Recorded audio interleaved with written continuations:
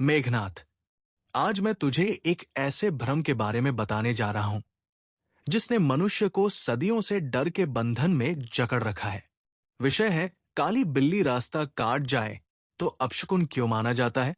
मेघनाथ, तू लंका का युवराज है, इसलिए तुझे अंधविश्वास और सत्य का अंतर जानना आवश्यक है।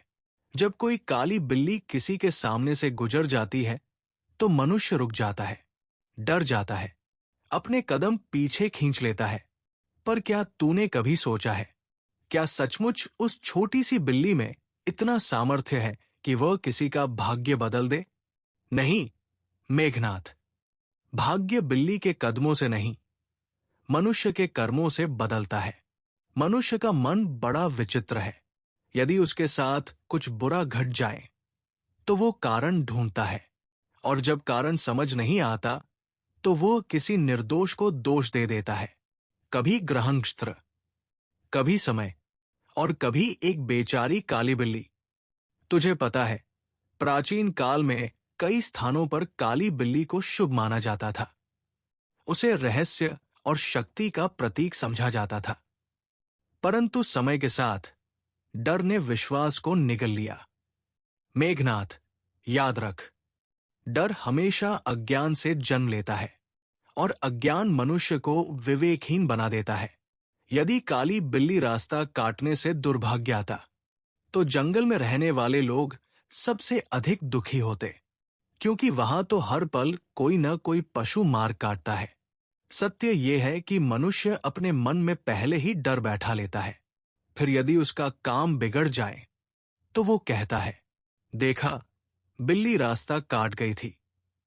पर यदि वही काम सफल हो जाए तो वो कभी नहीं कहता, बिल्ली ने मेरा भाग्य चमका दिया। ये कैसी न्याय व्यवस्था है मेघनाथ? दोष भी उसी का, श्रेय भी नहीं। मेरे पुत्र, संसार में दो प्रकार के लोग होते हैं। एक वे जो संकेतों से डरते हैं, और दूसरे वे जो संकेतों को चुनौती देते हैं।